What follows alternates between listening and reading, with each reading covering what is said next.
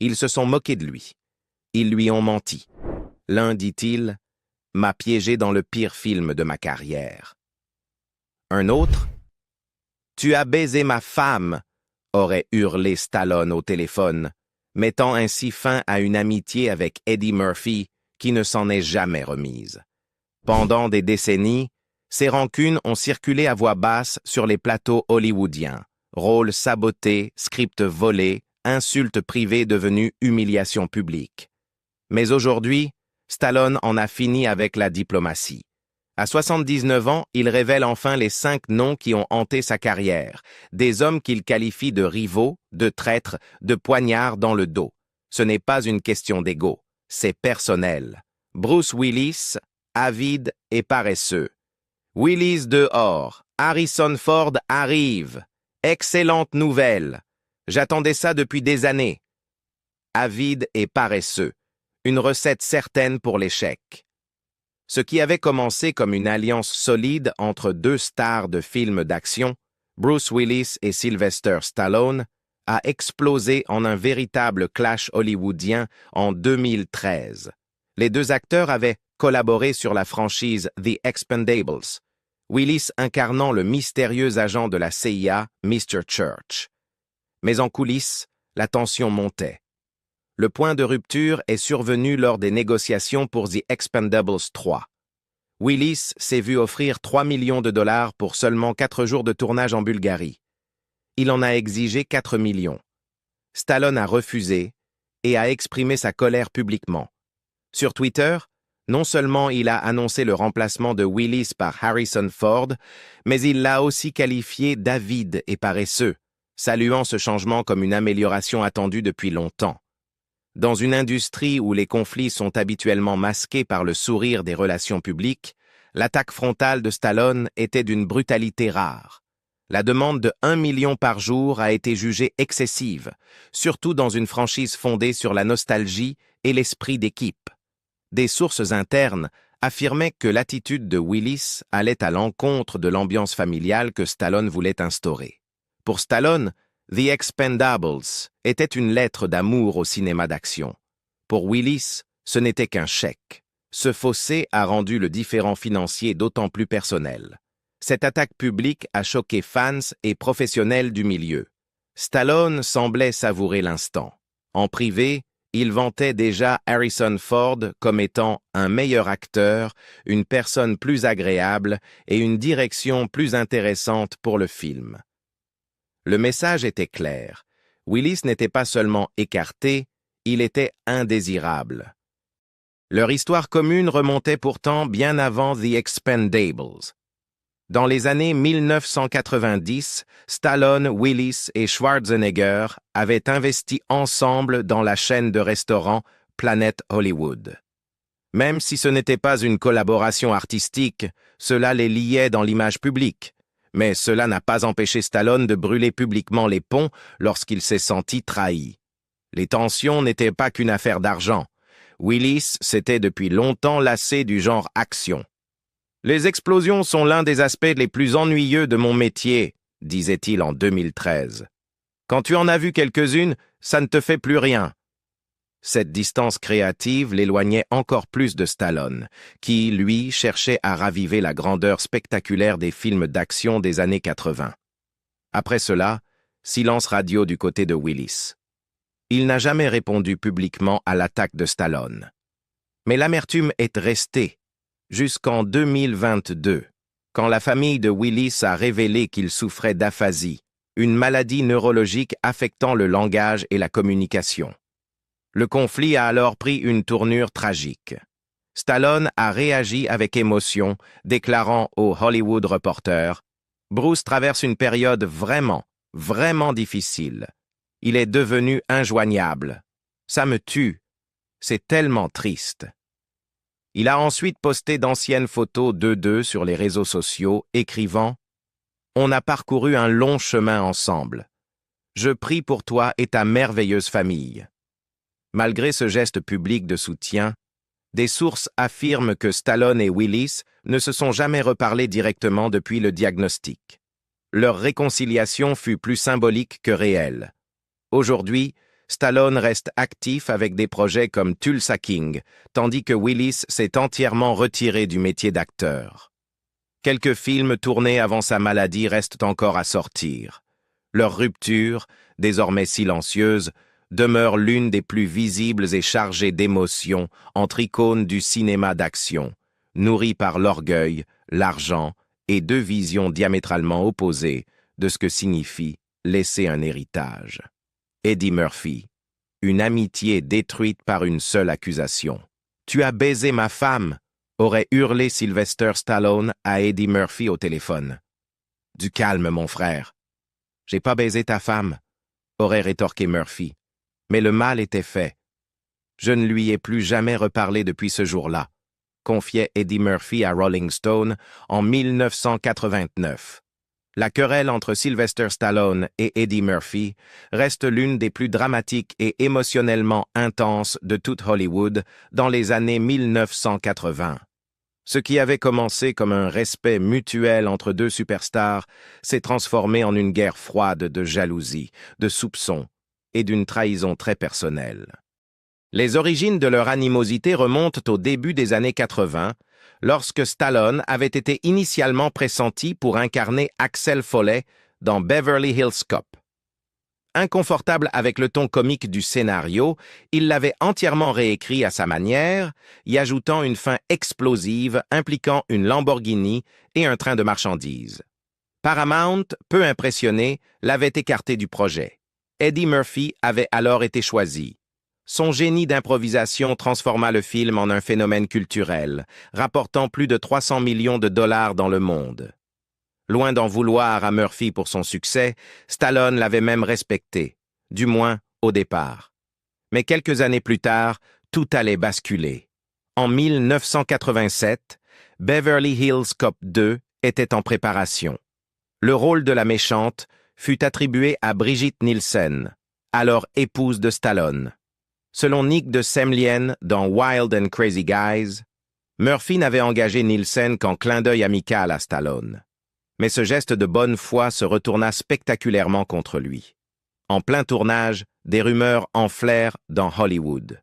Murphy et Nielsen auraient une liaison. Stallone les entendit et y crut. Il appela Murphy directement et explosa. « Tu as baisé ma femme !» L'accusation, dénuée de preuves mais remplie de rage, mit fin à leur relation sur le champ. Murphy confiera plus tard à Rolling Stone « On en a parlé, mais je crois qu'au fond de lui, il ne saura jamais vraiment la vérité. » Ce doute, fondé ou non, suffit à détruire leur amitié à jamais. Le conflit ne s'est pas limité aux mots. On raconte que Stallone aurait quitté une fête dès l'arrivée de Murphy, preuve que la fracture était profonde. Plus tragiquement, leur brouille a fait échouer plusieurs projets communs très ambitieux. Les deux hommes avaient notamment discuté de co-jouer dans un troisième opus du Parrain aux côtés d'Al Pacino. D'autres projets évoqués incluaient des comédies d'action comme Soldiers of Misfortune et Boys. Tous furent discrètement abandonnés après les soupçons de liaison entre Murphy et Nielsen. Pour enfoncer le clou, Murphy n'hésita pas à se moquer, plus tard, du rôle manqué de Stallone dans Beverly Hills Cop. Lors d'une interview avec Jake Stakes en 2024, il déclara en plaisantant que Stallone aurait fait d'Axel Foley un personnage dur au lieu d'amusant. Il aurait dit « Tu me suis? Je vais te foutre une banane dans l'échappement. » Aucune drôlerie. Ça aurait été menaçant. Même sur le ton de l'humour, la pique visait le cœur de l'échec de Stallone à adapter le film à son image, sérieuse et musclée. Fait intéressant, Stallone ne laissa pas son script original partir à la poubelle. Il le transforma en Cobra, sorti en 1986, mélangeant des éléments du roman Fair Game de Paula Gosling.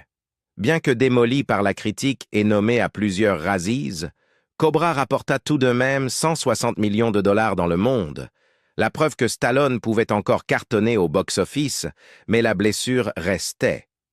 En 2019, lors d'une interview avec Fandango, il révéla envisager une adaptation de Cobra en série pour le streaming avec Robert Rodriguez. Malgré tout, l'ombre de Beverly Hills Cop planait toujours. L'approche comique de Murphy avait redéfini le genre du buddy cop, laissant Stallone sur le bord de la route dans cette course-là. Des décennies plus tard, aucun des deux hommes n'a publiquement exprimé l'envie de recoller les morceaux. Stallone, surtout, ne s'est jamais vraiment confié sur le sujet, laissant le silence en dire long. Son divorce avec Brigitte Nielsen en 1987 a peut-être donné raison à Murphy avec le recul. Mais pour Stallone, le doute ne s'est jamais dissipé. Kirk Douglas, ego en conflit et scénario brisé. Kirk ne dit pas ses répliques. Kirk n'aime pas ses répliques. Se souvient le réalisateur Ted Kotcheff à propos des exigences étranges de Kirk Douglas sur le tournage de First Blood, juste avant qu'il ne quitte le film, remplacé en urgence par Richard Crenna. La querelle entre Sylvester Stallone et Kirk Douglas est l'une des rivalités en coulisses les plus explosives, mais les moins connues, de Hollywood. Nourrie par des affrontements créatifs, des égos blessés, et même un coup physique, cette tension s'est étalée sur 2 décennies et tourna autour de 2 films, First Blood et Oscar. Bien qu'ils appartiennent à 2 générations différentes, Douglas, titan de l'âge d'or hollywoodien, et Stallone, icône moderne du cinéma d'action, leurs styles n'ont jamais été complémentaires. Ils se sont affrontés profondément. Tout a commencé avec First Blood, le film qui a fait découvrir John Rambo au monde. Stallone, déjà superstar après Rocky, réécrivait le scénario pour humaniser son personnage et livrer un message fort sur les vétérans traumatisés. Douglas, choisi pour incarner le colonel Trotman, insistait pour une fin fidèle au roman. Rambo meurt. Stallone a catégoriquement refusé. Kirk disait « Rambo doit mourir. Rambo doit mourir », se souvenait Stallone.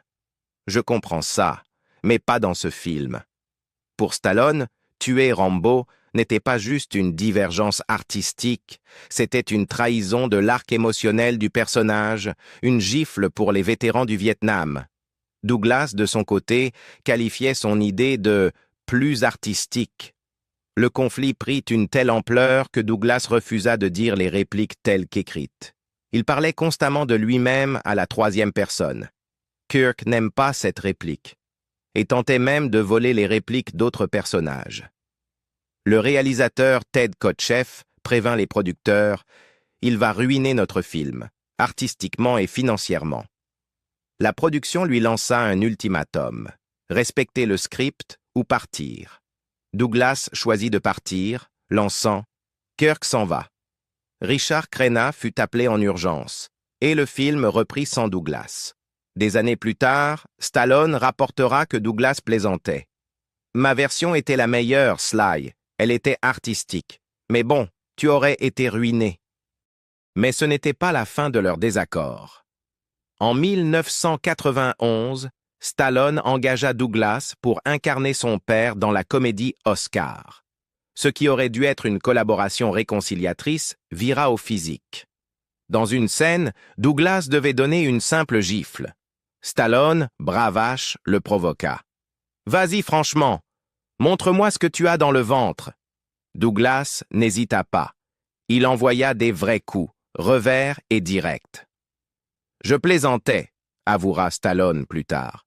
Mais Kirk, lui, non. Il a vraiment essayé de me tuer. Le réalisateur, ravi de l'énergie de la scène, demanda une autre prise. Stallone répondit « Vous êtes fou?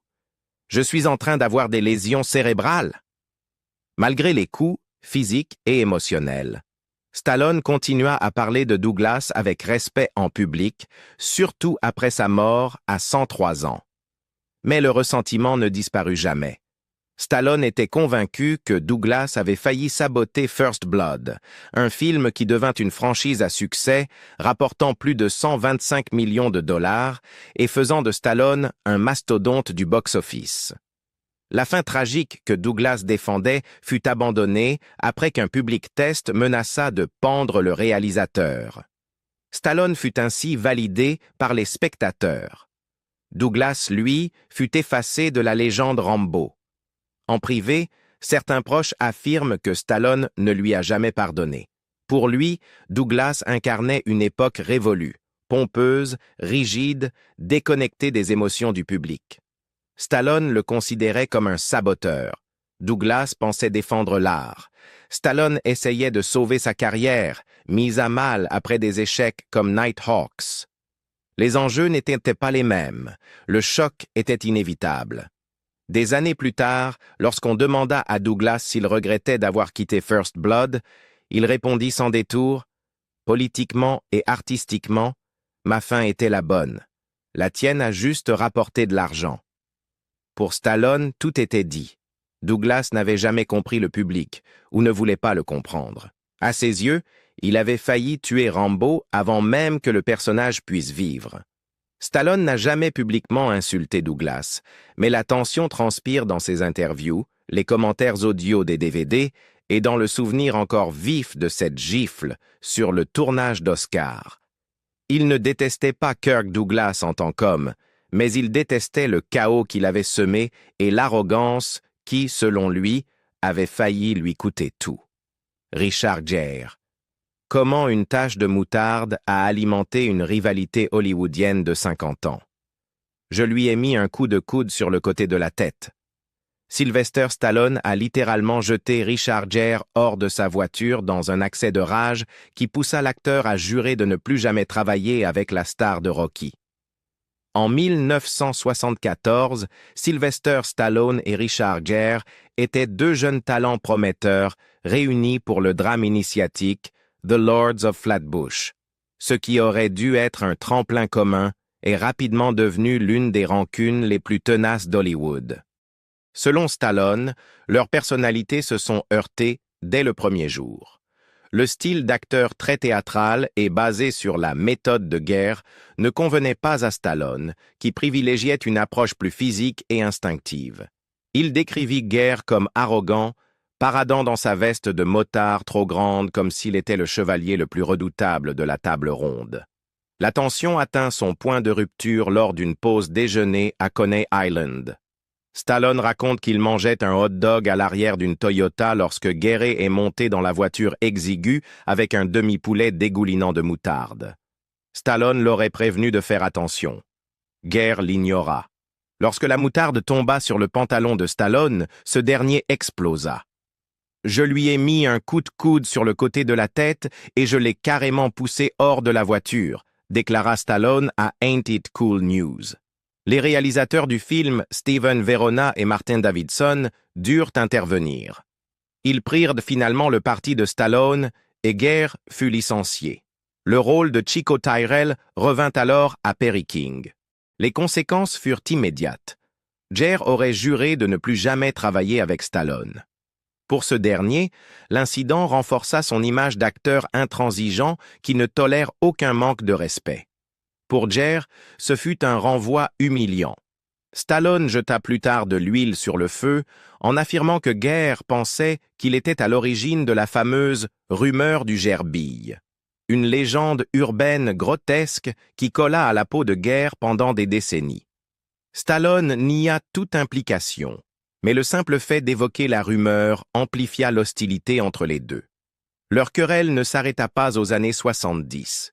En 1995, les deux faillirent en venir aux mains lors d'un dîner chez Elton John. D'après l'autobiographie Me d'Elton, les deux acteurs étaient présents à un dîner privé, tout comme la princesse Diana. Gere et Diana auraient sympathisé, échangeant calmement près de la cheminée. Stallone, qui aurait eu des vues sur la princesse, devint visiblement agité. Au moment du dîner, les deux hommes étaient introuvables, jusqu'à ce qu'on les découvre dans le couloir, prêts à se battre.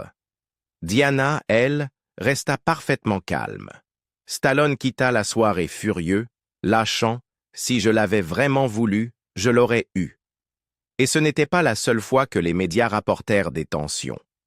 Certaines rumeurs évoquaient des rivalités autour de Cindy Crawford, alors épouse de Gere.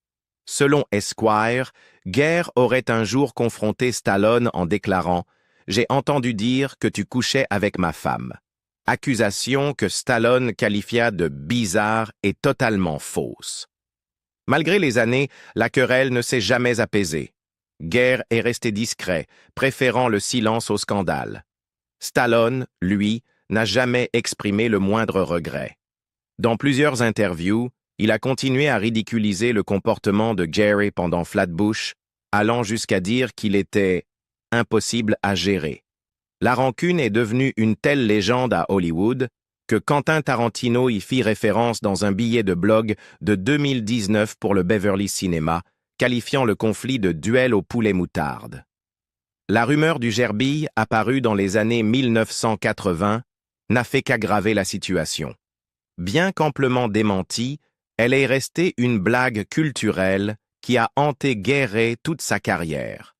L'insinuation que Stallone en serait l'auteur a ravivé la tension, malgré ses dénégations. Le journaliste Mike Walker du National Enquirer avoua « Je n'ai jamais autant bossé sur une histoire de toute ma vie. Je suis convaincu que ce n'est qu'une légende urbaine. » Dans une interview accordée à Metro UK en 2008, Guerre déclarait « J'ai arrêté de lire la presse depuis longtemps. Il y a ce mythe urbain célèbre selon lequel j'aurais mis un hamster dans mon derrière. C'est une perte d'énergie. Le fait qu'il ne nomme jamais Stallone reflète soit un désir d'en finir, soit une volonté de ne pas raviver le feu. En 2025, ils n'ont toujours pas retravaillé ensemble. Pas de réconciliation, pas d'excuses, aucune résolution. Et il est fort probable qu'il n'y en aura jamais. Dans une industrie où les rancunes s'estompent généralement avec le temps, celle entre Stallone et Guerre est une exception rare. Une querelle qui a survécu à toute une époque. Arnold Schwarzenegger, la guerre des titans de l'action. On se détestait, on se lançait des piques, on faisait des trucs méchants, on disait des choses horribles l'un sur l'autre. Que des conneries. Arnold Schwarzenegger, Radio Andy sur Sirius XM, 2025. Pendant près de 20 ans, la rivalité entre Sylvester Stallone et Arnold Schwarzenegger n'était pas seulement professionnelle, elle était profondément personnelle. Leur querelle a façonné l'âge d'or du cinéma d'action, mais derrière les explosions et les muscles se cachait une guerre froide nourrie par deux des égos les plus massifs d'Hollywood. Tout a commencé en 1977, lors de la 34e cérémonie des Golden Globes. Rocky était nommé dans 6 catégories et Stallone espérait une razzia. Mais les défaites s'accumulèrent. Et Arnold, alors un nouveau venu, remporta le prix de la révélation de l'année pour Stay Hungry. Selon Stallone, Schwarzenegger aurait ri à chacune de ses défaites. Lorsque Rocky remporta finalement le prix du meilleur film, Stallone, furieux, lui lança un bol de fleurs.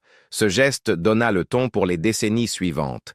Dans les années 1980, la rivalité s'intensifia à coups de box-office. En 1985, Arnold déclara au News of the World que Stallone utilisait des doublures pour ses cascades, ajoutant qu'une vraie star serait insultée qu'on mette son nom dans la même phrase. Cette même année, Stallone sortait Rocky IV avec le personnage d'Ivan Drago, géant froid à l'accent prononcé, largement interprété comme une parodie d'Arnold.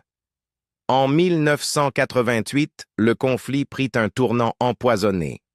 Un article du News of the World, intitulé « Le secret nazi d'une star hollywoodienne », accusait Arnold de sympathie nazie et évoquait le passé de son père Gustav, qui avait effectivement servi dans l'armée nazie. La source? Apparemment Stallone. Bien que Gustav Schwarzenegger ait eu des liens avec le régime nazi, aucun crime de guerre ne lui a jamais été attribué. Arnold porta plainte et gagna le procès. La journaliste Wendy League déclara ensuite que Stallone avait payé ses frais juridiques. Cette année-là, Stallone serait entré dans une boîte de nuit new-yorkaise, aurait vu une photo d'Arnold et ordonné qu'on la décroche, son entourage l'aurait ensuite détruite. Plus aucun doute, ce n'était plus une guerre médiatique, c'était du personnel.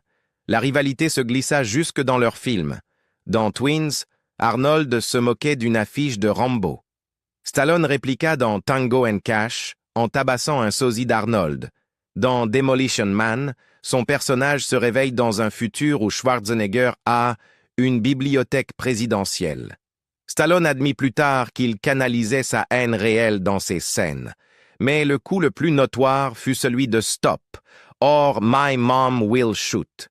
Dans une interview de 2023, Arnold avoua avoir piégé Stallone en prétendant vouloir le rôle.